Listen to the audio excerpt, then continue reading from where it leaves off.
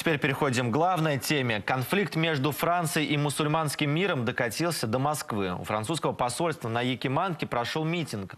Собравшиеся говорили, что, конечно, осуждают резню в Ницце, но и позицию Эммануэля Макрона, который считает нормальным публикацию карикатур на пророка Мухаммеда и выступает за борьбу с мусульманским фундаментализмом, не поддерживают. Иван Федотов продолжит эту тему.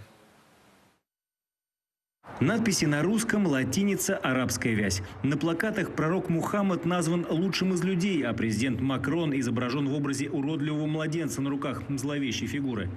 Акция протеста началась у посольства Франции днем и продолжилась до позднего вечера. Осуждая теракт в Ницце, мусульмане выступают против оскорблений ислама и карикатур.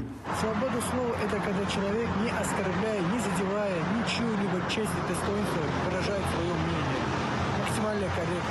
А что касается терактов, и, конечно, мы к этому относимся отрицательно. Наша религия относится к этому отрицательно. Террорист, устроивший в Ницце «Черный четверг», ранен и сейчас находится в больнице под усиленной охраной. На допросе он назвался Брахимом и сказал, что ему 25 лет. Но французские газеты называют другое имя и другой возраст. Ибрагим бен Мухаммед Салих аль-Исауэ, гражданин Туниса, 21 год. Он зарезал 3 прихожан католической церкви Нотр-Дам. Особенно кровожадно расправился с пожилой француженкой, обезглавил жертву. Теперь все храмы в городе временно закрыты.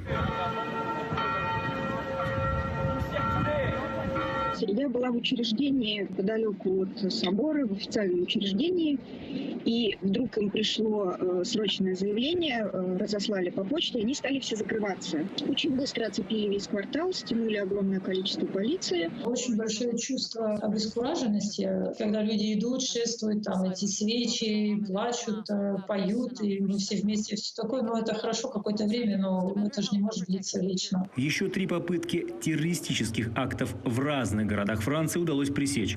В городе Авиньон преступник с ножом в руке атаковал полицейских, но был застрелен. Прилетев в Ниццу, Макрон распорядился усилить контроль безопасности в школах и охранять культурные объекты и церкви, а также мобилизовать военных. Самый известный в России гражданин Франции, журналист Владимир Познер, настаивает на еще более радикальных мерах – депортации страны тысячи мигрантов. Мигранты, и особенно их дети, и внуки, и даже правнуки, стали считать себя несколько особыми, обиженными, и поэтому Франция перед ними имеет долг. С другой стороны, они жили все-таки в гетто. Их и не пускали жить так со всеми остальными. Им было сложнее. Вот это вот сочетание вещей привело к развитию, в частности, радикального ислама. Ситуация во Франции накалилась 2 недели назад, когда в пригороде Парижа был убит учитель истории Самуэль Пати за то, что продемонстрировал детям карикатуры на пророка Мухаммада из французской прессы. На церемонии прощания с учителем Эммануэль Макрон заявил о намерении защищать свободу слова. Гнев мусульман вызвала также его речь о необходимости борьбы с исламским фундаментализмом. Даже если забыть про карикатуры, это заявление о том, что он собирается реформировать ислам. Кто он такой вообще, чтобы ислам реформировать? Понятно, что это вызывает резкую реакцию. Теракт в Ницце осудили мусульманские общины России и Франции. Со вчерашнего вечера к зданию французского посольства люди несут цветы и зажигают поминальные лампады. Иван Федотов, Александр Пискунов и Елена Покасова. Москва, 24.